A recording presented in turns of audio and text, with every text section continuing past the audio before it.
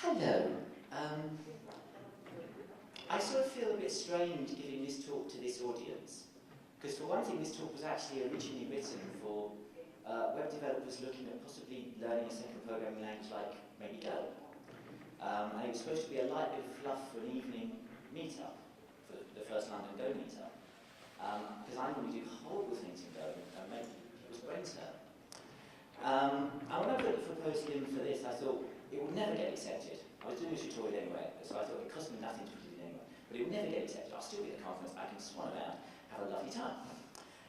But it got accepted. So now, I'm coming on straight after to talk about Rust. The style of this is almost fundamentally not the style of that talk, just as Go and Rust are fundamentally different in how they want to approach making your software better quality. And we're basically, by accident, going to pretty much learn the whole of Go by looking at a for loop. What's the point? We're going to look at a slice of things in memory and then learn the whole of Go by trying to iterate through it. Because a for loop doesn't actually have to be code, it can be data, or it can be closures, all kinds of things. So if you look at it from the right perspective. So we're going to learn a lot of Go. And I'm going to try and actually show you the result of the code running. And when you see the first bit of code, you'll realise how trivial that is and how pointless it is to do it. But you should prove things. So we're going to start with the most basic kind of loop that everybody is aware of, the conditional loop. Every imperative programming language has this. Even assembler, effectively, if you play with something like a macro-level assembler, has one of these. So, this is a valid Go program. And there's an awful lot of slides here, there's only 9 examples. So I'm going to be clicking a lot, and my colour scheme is going to be black and white by default, with grey where you shouldn't be looking at things. Like this. So what we've got here is we've got a program that's just going to iterate through a little slice of numbers. And that's the result that comes out. I'm going to prove that that program actually does this, because that's going to buy me 5 minutes extra of talking time, you see, doing it. As well as probably break everything that's now going on. So come over here. That's the actual program. Same program. And oops. Oh,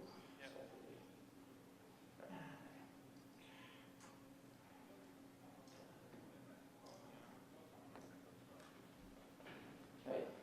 That program just prints out some numbers. Every single program I'm going to show you basically has the same output. A couple of them will tell you how many numbers they printed, but basically, I'll just go through this set of numbers. This is programming 101. So come back over here. I'm going to start walking you through this. The great thing about Go is you can actually learn it in half an hour. You can learn the entire language in half an hour. You can then spend 4 years of your life trying to learn how to program well in it, but you can learn the entire language in half an hour, which I think is a fantastic achievement. So, firstly, we've got to Go uses packages to break things up. This is part of how it gets its compilation speed. Basically, once a package is compiled, the package is compiled. You want to compile another package that refers to that package. You never compile anything except the package you're compiling now. So, at the command line, if I've got a complicated program with dozens of packages involved, I can still actually run all of my tools, my tests and everything, the same speed I would as a Ruby programmer at a command line with Ruby tools. I moved over from being a Ruby programmer, so this to me was the first amazing killer feat, a systems language that I could code in as fast as I code in Ruby, because I could test as fast as I do in Ruby. This is how you import an existing package. So in this case, format just gives you your standard C style format functions.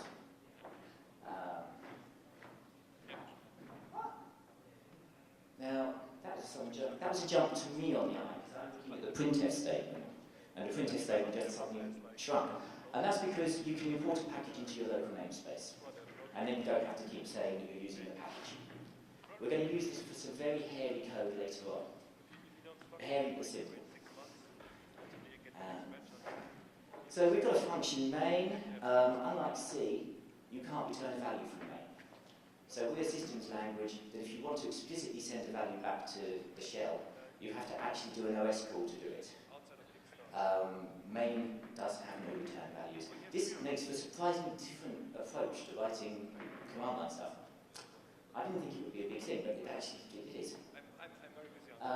This is an assignment, and at the same time a type declaration. Go has type inference.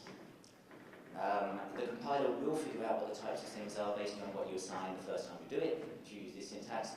Or you can use the boring old let's declare our type syntax that you're familiar with in other languages. I very, very rarely do that. There's sort of particular things where you just think to yourself, I need to actually explicitly declare something, so I need it to be nil before I do something or things like that. It's a very rare occurrence. This is a slice. That's not an array. Under the hood there is an array, but arrays are a different type when you go to slices. And arrays are a type that actually enforces the size of the array. So an array of 6 items there, 5 items. Under the hood there's an array of 5 items that you can never expand or contract. This is a slice. It consists of that array and information about the capacity and how long it actually is, what you're actually using in the algorithm memory. And under the hood it will swap those arrays around as it needs to make sure that you've always got the capacity you want for the thing to do. So I have never actually seen anybody using an array in live Go projects. There's a couple of places in the runtime library, but that's it. Nobody ever uses arrays, everybody uses slices. They're really quite pleasant. Here we've got a whole set of integers. What are they? Go has ideal constants. If that was a floating slice of floating point values, those would be floating points. The compiler knows you can figure that out. It doesn't expect you to have to put tiresome things that you don't want to put in. And that probably will lead to errors later. And here we have our standard classic C-style for loop. It's a bit C99 because obviously it's got a bit of a variable declaration going on there. But apart from that, we're in very, very old-fashioned territory. We're setting up a counter that only exists in the scope of the for loop. We're doing a test, and we have a built-in function that allows us to find out the length of slice. And then we're using an increment operator. Unlike C, this is not an operator, this is a statement. In C, increments and print, post, and decrement are operators, which means people all over the place write code in which they assign the values from them to other things, which is a nightmare for maintenance. And one of the single best ways to put buffer override bugs into code. You can't take that value, you have to actually go and reference I afterwards and say what is I if you want to know what I is. So, and then cite stuff. It's a stupid little change, but it makes an awful lot of bugs that exist in C code just disappear. The printf is just a printf.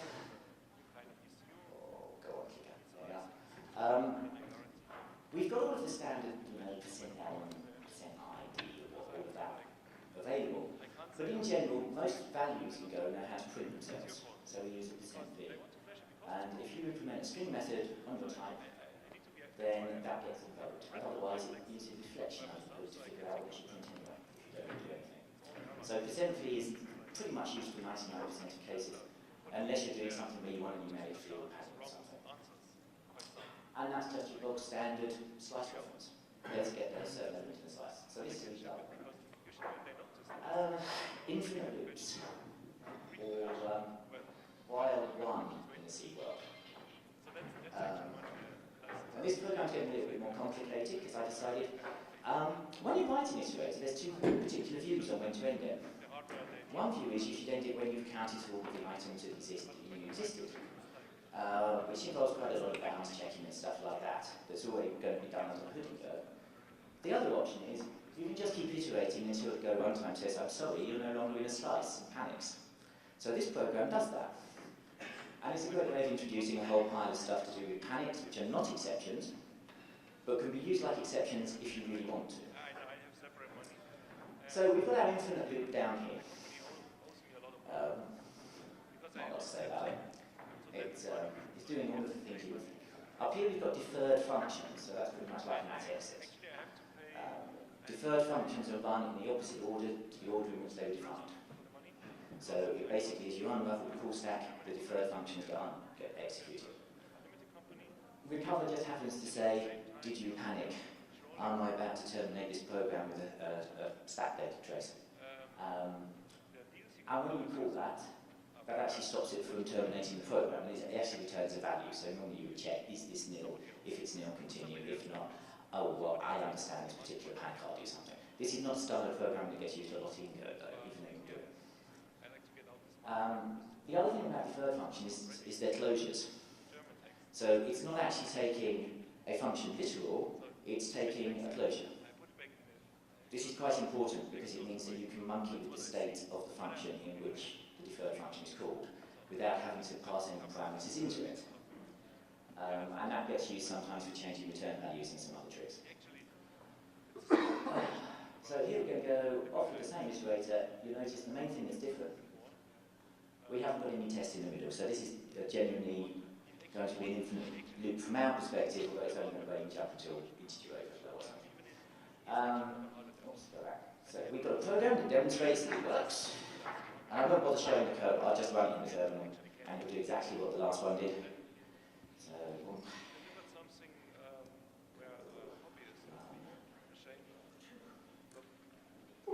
same output from this. The great thing about talking about Go, being able to stand up and talk pretty much about any old random stuff on the subject. I'm not affiliated with Google, so most of the stuff I tend to show off is actually not good Go style, because I don't have to do good Go style. I can do interesting Go style, or I can explore bits of the language that aren't popular. So let's move on, because we're going to see some bits in a while. Go has got a built-in concept of iterators, or enumerators, how you want to think about it. So we've got a range statement. And the range statement will just quite happily, I can range through a slice or a map. If I range through a slice, I get an index and I get a value. If I slice through a map, I get a key and a value. The keys in a non-deterministic order. That's amusing. So this program is literally just doing that. It's just running this range. It's very dull, so I'm going to skip past that. Where I want to actually take this talk, though, does involve functions.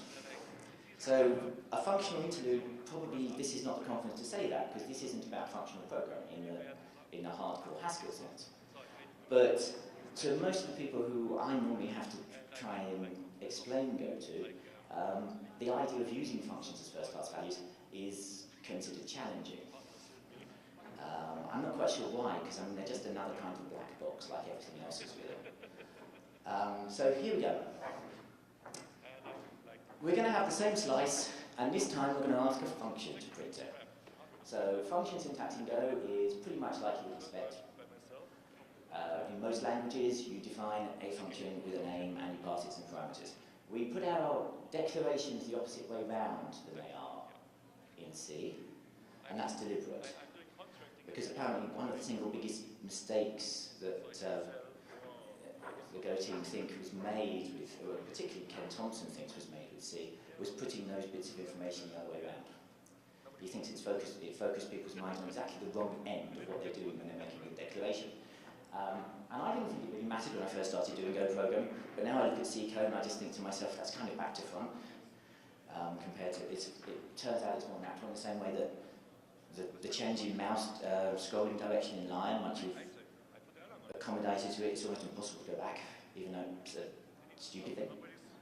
So, print slices. We're going to take a slice of integers. This is still very boring traditional imperative code. And we're going to do a little operation to change it. We've got variadic parameters in Go. So instead of going through the malarkey of doing that, I can instead just define that I've got this nice variadic set of parameters, and I can pass in some ideal constants. This is where type inference makes all kinds of horrible boilerplate disappear. So, cool. Which leads on to the concept of type. I've heard some very good things said by people in other language communities about Go's type system, because we don't have a Haskell, maybe. We're never going to have parametric types. And quite frankly, it's not a slowdown on good software design at all. We take a very different view of how to play with type, and we have a very simple type system. We're going to see where this goes. Before explaining this code, I should say it's best to think of a type in Go as sort of the representation of the type on the JavaScript runtime. It's two little boxes that consist of a type tag and a value or an integer value. And in Go, you just explicitly play with this quite a lot to do clever things. Whereas obviously in most languages, people don't really think about the representation of their type at runtime to the runtime at all. We take it for granted there's all kind of stuff taking care of that for us. We've written the same print slice function here, but we're just taking an empty generic thing. This is called the blank interface. Basically, because the thing that Go has that allows it to do generalized programming despite being statically compiled is it has interfaces, which are basically sets of method signatures.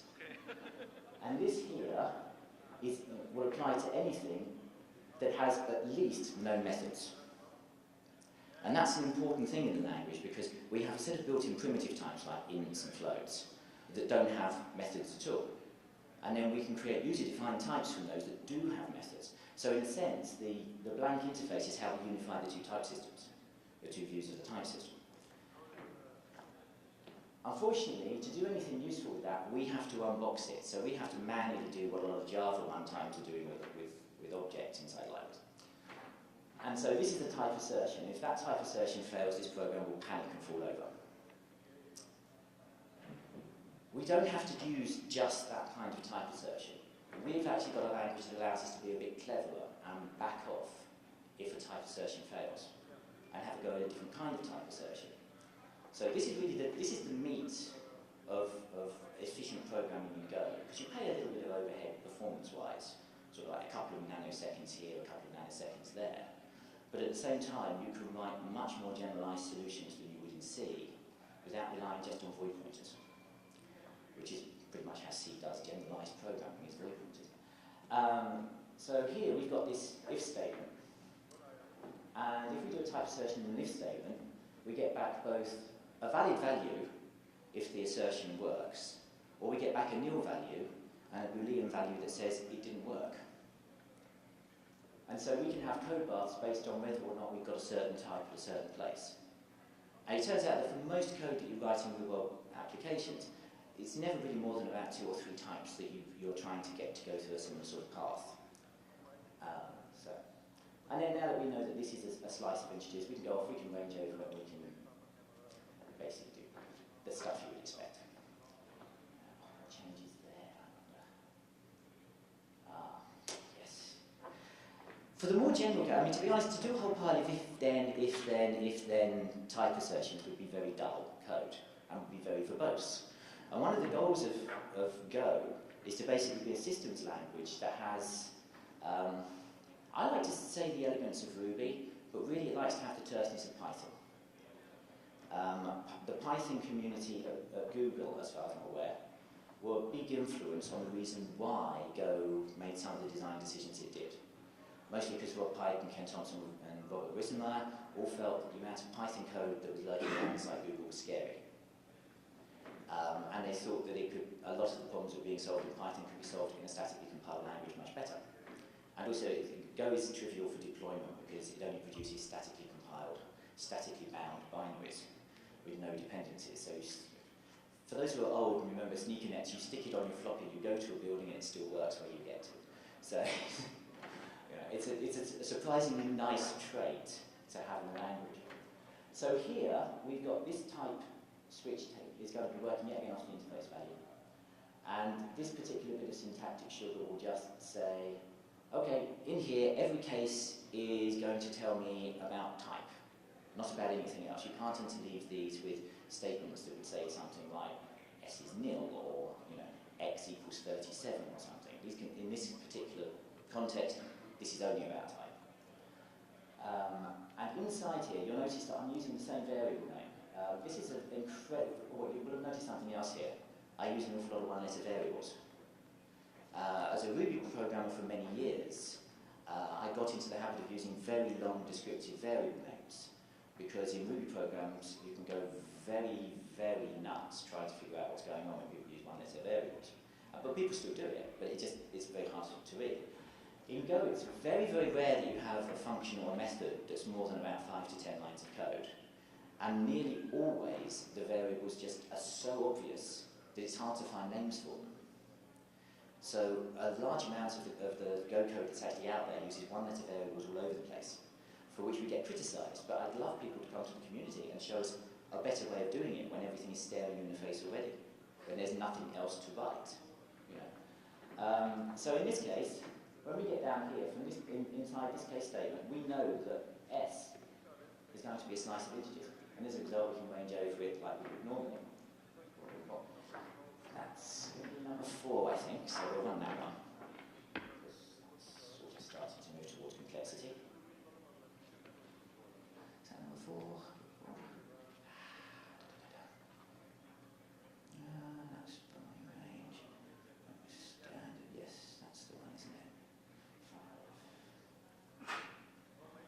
5.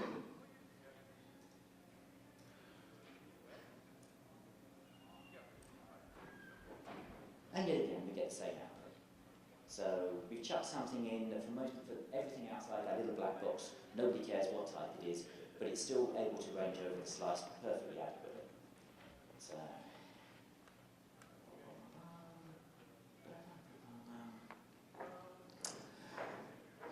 obviously, you can't talk about iteration without at some point wanting to talk about closures.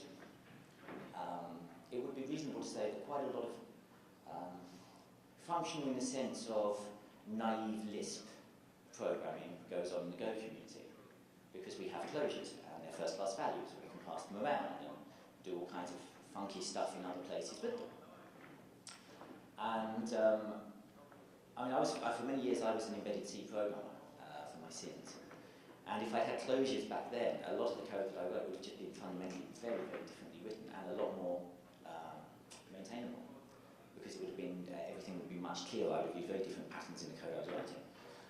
And it's one of the things that's always a bit of a disappointment when you're using another language and you go back to C and you lose closures suddenly, and then you have to go back to thinking like it's 1985 about how you solve problems. Which for me means spaghetti and line numbers in basic programs, 1985. So not a good place to be.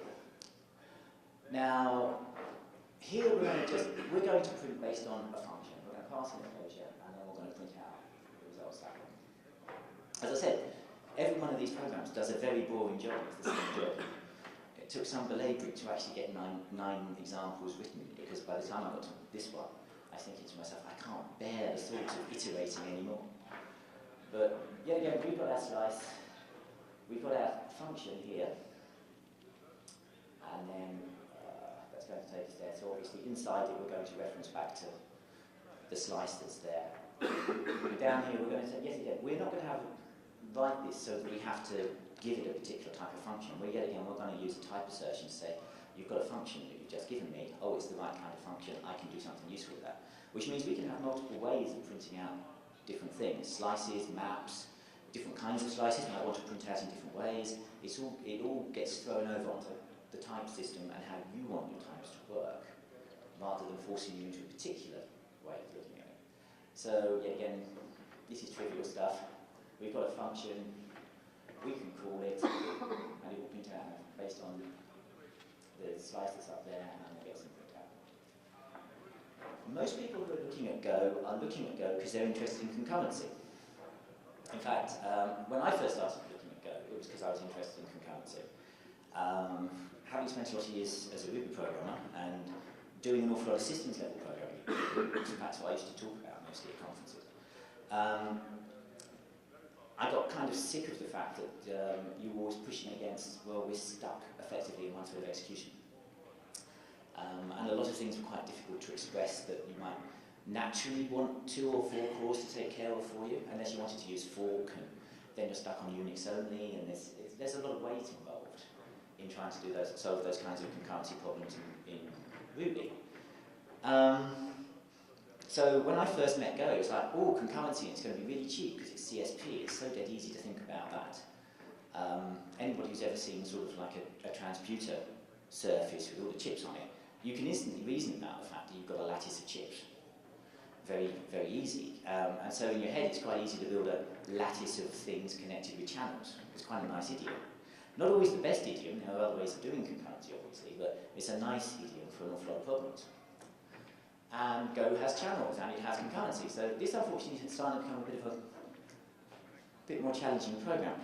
Because in here, we're going to basically have two separate threads of execution, which are going to print out the numbers from the slice. It's also going to show off one of the things that freaks a lot of people from languages like Erlang most about Go. So firstly, we have to create channels. And the type of a channel is the type that's passed along it. We can make them asynchronous by giving them a buffer space, which isn't part of their type. Or we can keep them synchronous, which means they'll block on one until one item is passed through. Obviously, most real-world programs really don't need to have constantly blocking all over the place. And then we've got Go routines. Now, Go routines are basically scheduled code routines. So there's a scheduler under the hood that every time you spawn off a Go routine, it gets passed on to the scheduler, and the scheduler says, OK, I'll put you on the active thread, because there's a whole set of threads in the runtime. It will stay on the active thread until such time as it makes a blocking call of some kind. Blocking calls then get shunted off onto their own thread. So there's never anything that blocks the main thread of execution. Until a couple of days ago, Go didn't officially have preemptive scheduling. It had cooperative scheduling. I can say from having written things that were running hundreds of thousands of Go routines at the same time, I never really noticed the difference. The Plan 9 threading library that it's actually built on top of is incredibly good at cooperative scheduling. But these days, every time a function call is made, because some people found great ways of putting huge workloads in a did starve thread, every time a function call is made now, a preemption is done. So it'll be interesting to see how that works out, because that may actually turn out to be too heavyweight for the pattern of most real-world uses of Go, in which case then somebody's going to have to do something more clever.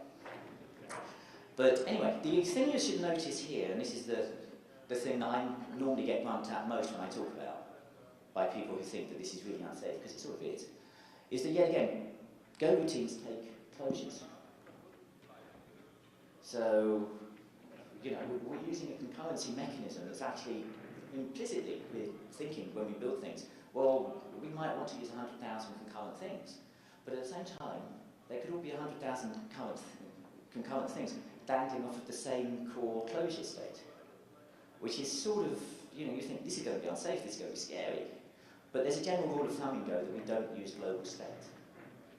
And we can do, because it's a systems language, and sometimes there are things that genuinely should be global state in certain kinds of programs, but we generally don't use global state, so it actually in practice doesn't. I've not got any friends in the community who've had this bite them yet. We've been writing a lot of concurrent code for 4 years for all kinds of things. I mean, down at Ubuntu, they've got 100,000 lines of Go that's part of their, I think it's part of their build infrastructure.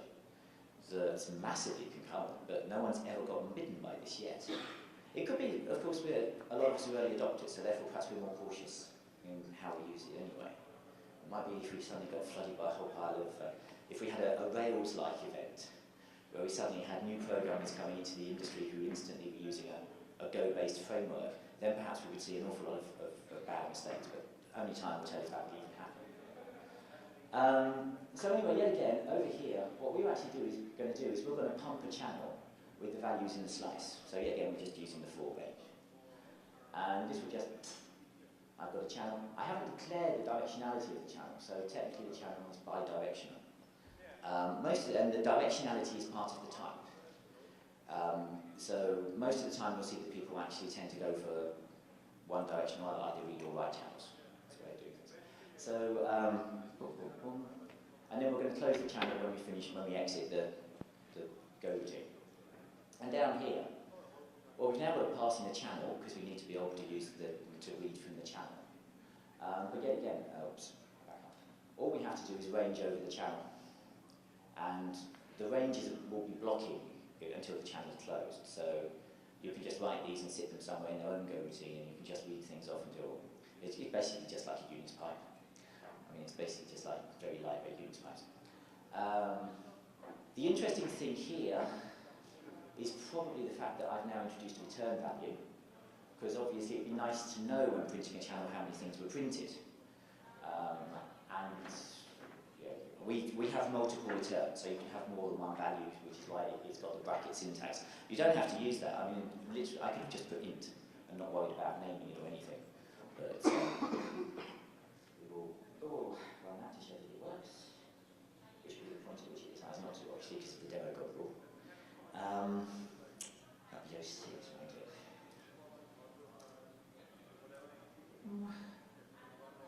No, we run the Clojure one. Clojure one works.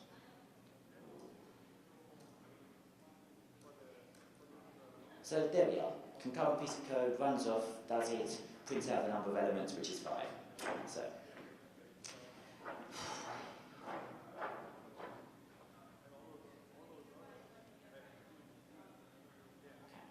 Now we're going to move into the territory that I more often talk about at conferences. Because this is the bit of the language that I actually find the most fun. I get told of quite a lot in the Go community. Because I describe Go as a dynamic programming language. And we're officially a statically compiled, statically typed programming language. But in practice, every program that's running on any machine in the world is actually statically typed. It's got a fixed set of types that exist in the program. There's a static boundary. It's just some languages insist on being static fascists about this and making sure that everywhere you know what the type is. Other languages like Ruby are quite happy to let that be something that either does or doesn't work, be the definition. In Go, we have a bounded set of types in any actual runtime, but we can write code that is just as dynamic to think about as in Ruby or Python.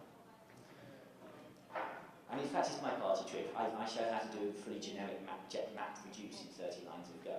And it's trivially easy to do for maps and slices, using pretty much the stuff we're going to use here. Now, first of all, we've got a solution to how we might want to deal with both iteration over a slice and iteration using a function. So we're going to have two different ways of iterating, and we're going to have one piece of code that effectively wraps them both up. So, we're going to be using the empty interface because we want to decide for ourselves what type we're playing with. And there's our code for doing slices and there for a function. I'll leave that there for a sec. Okay? This is nothing here that I haven't already shown. And this is basically very boring, I care about type territory. We have type reflection. We have a very nice type reflection library. That I spent 4 years abusing because it's just so much fun to play with, to show people tricks about what you can actually do with type and Go. And also I spent an awful lot of time trying to write the perfect Ruby style enumerator, which I have failed at numerous times. So first off, we need to import the reflection package. And I've actually imported, I wouldn't do this in production code, but for our purposes today I've imported it to the namespace so I don't have to have a reflect all over the place. Because it just would make the code fly off the side of the screen. And we're actually mostly interested today in functions and slices and calling arbitrary functions and doing things with arbitrary slices and playing with values. So, I'm going to start off by passing in a function. Well, actually, we don't start off. I've actually done this in reverse order now, I should have. But we're going to pass in a function. And now we've still got a switch, but we're not using a type switch here. This is a normal kind of switch, not a type. There's no type assertions there at all. What I'm instead doing is saying to the reflection system, could you please give me back a runtime value that describes the value? This used to be quite expensive, but now all of this stuff flies around all the time, and it's very, very cheap. It's at least an order of magnitude quicker than it was for the first 2 years of the language. And over here, we're going to find out what the kind of the thing is. So in Ruby, we care what messages things we like to do. In Go, we care what kind of things are things, which is kind of nice. It's got a nice way to think. So if it's a function, we would like to call it. And when we call it, we'd like to get an answer back, obviously. To call it, we need to pass it some parameters, and functions like to take a slice of parameters.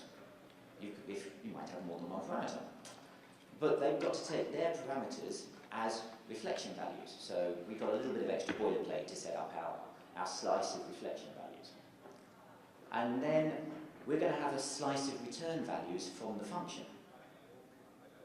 I mean, we can reason about all of this trivially easy. I mean, I can find somebody who's like two weeks into being a programmer, and I could show them how to do this, and they could go off and they could write tons of code, and most of it would probably work, which is really nice, compared to the tricks in some languages to generalize types. Because we want to pass that value back to another program at some point in the program, we don't want to pass back what we get from here, because what we actually get from here is a whole slice of these reflection values. Well, we don't want to pollute the rest of a program with you need to use reflection. Really, we just want to give back something that can be treated the way we normally treat type. So we box it back up as an interface and pump it back out. And then with slices, well, we know certain properties about slices. They have length, we know that. We can lift out the length because of that. We know they're indexable, so we can index them. And yet again, we can box up the value. So wherever you see reflection coding go, it will sort of be a short burst of it, and everything will be boxed up and then chucked back. We're doing manually an awful lot, as I say, what a Java runtime is doing for efficiency. Only we get to play with it, think about it, and think of alternative ways we might want to do it. I should run that to prove it actually works. And then I think there's only one more to do. Yes, we've got like 9 slides, so it's going to be a quickie. So that one was 7. Boom. It's doing it 2 different ways, one with a function, one with a slice, and it's doing it fundamentally generically, so you can pump any kind of function or any kind of slicer, and it will do the same thing. I think that's actually incredibly cool, even though it's actually really simple and it's not probably cool at all to most people, but I just find that incredibly cool whenever I do it. It just makes me feel happy. User-defined type. The other thing about Go is we're object-oriented, only we're not. We're actually type-oriented. We like to put methods on types. We like to infer things based upon the method signatures of types. That's how our type inference works, is based upon that. So we're duck-typed in the sort of the Ruby-ish or small talky sense, and at the same time we're sort of very C-like. We care about we've got a memory structure, but we can bind our methods onto it. So here I'm going to demonstrate how to make something, a generic piece of code that will work with any type that happens to obey an interface. You never say that the type implements an interface. What you do is just implement the interface on the type by giving it the appropriate methods. So, firstly, interface definitions look an awful lot like type definitions, because they are, except they can only contain interfaces or method signatures. The only 2 things that can go in. So in this case, we're going to have an each method, and then we're going to have the idea of an iterable slice. Now, so any primitive type, any existing type, can be typed again. You can have another type based on it. You don't gain any methods from the type that you do this from. You gain nothing in common with it except you gain the memory layout. And that can actually be quite useful for some odd tricks, but we're not going to go there today. So with an iterable slice, I know that if I implement this each and I can take a function that will take an boxed up thing, that I'm going to comply with iterable. So I can write my code in terms of iterable and not in terms of anything else. And down here, I'm going to instantiate my iterable slice and do some stuff with it, call a function, do some iteration. What I haven't actually shown, because it's occurred to me, there was another slide. I sat this morning at home thinking there's a slide missing. And of course the slide missing is the one in which this in the bottom isn't typed in terms of iterable slice, but in terms of iterable. But to be honest, the only thing that changes is I declare a variable down here as type iterable. That's it, it's a 1-line difference in 2 sets of code. So you actually now know all of Go. That is it. That is the Go programming language. You don't have to know anything about memory layout or anything like that. You don't even have to care it's garbage collected, because I didn't mention garbage collection. We haven't cared about whether we're allocating or deallocating. It is garbage collected, incidentally. And the garbage collection is pretty efficient. I've got a library called GoSpeed, which is a micro benchmarking library for Go, and I've never had the garbage collection fall over on it. Sometimes the test will be a little bit slow, when I've sort of generated 100,000 slices at the same time in the middle of it by accident, but the garbage collection doesn't fall over. The Go routines are very lightweight. They've got a 4 or 8K stack, depending on if you're 32 or 64-bit architecture. Under older builds of Go, before it went 1.1, I used to be able to run 912,000 of them into 2 gig of RAM. That was the memory exhaustion limit for the program. Now it's only 380,000, which is annoying. But to be honest, it's a pathological use case to be trying to run 900,000 concurrent things on a netbook. I did all my dev for 2 years on an Atom 270. So Go is also fast. You can dev on really old hardware and it actually feels incredibly fast to work with still because of its compilation model and also because of the fact you get these nice little tight static binaries. The best place to find out stuff about Go is on Twitter. There are an awful lot of us who hang around who natter on the Golang hashtag. The downside of the Golang hashtag is it means something in the Philippines and none of us can figure out what. But a lot of the photos that pop up look like people are having a very good time. Not too lewd, but very sunny places and always big smiles. So it's sort of a nice crossover. Sometimes you can just be clicking through and you get a totally different perception of what the Go community might be about. We could all be on beaches with whatever. To find out more, obviously, golang.org, and that's it. That's the whole of Go talked through a for loop.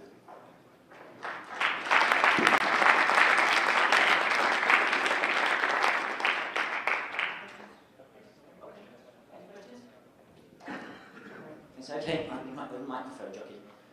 2 questions. One very simple one. In a couple of the programs you had, when you declared a function, then after the braces you then had empty parentheses. Do you have down there? Is there ever anything inside them?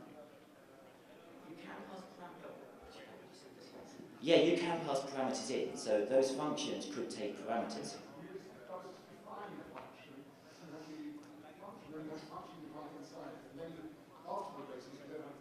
Well, that's because we were actually calling the function. In the defer, we were calling it, but we were deferring when it was called.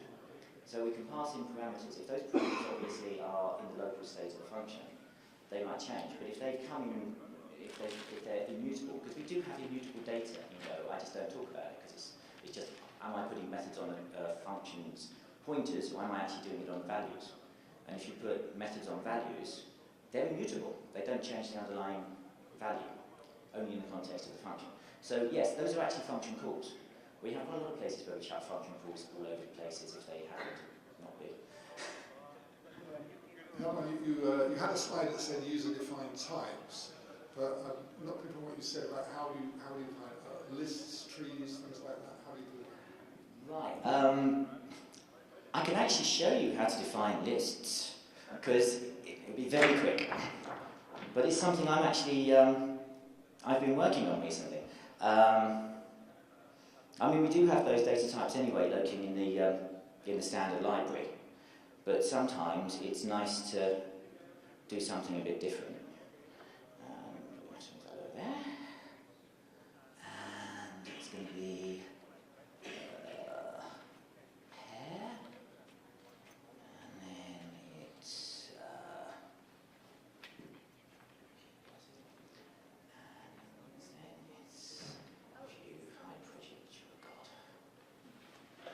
I actually do most of my coding in Nano, to be honest.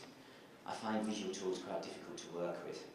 But if we come up here, I mean, this is just a very, very standard sort of, oops. Oh, I wasn't expecting that to do that.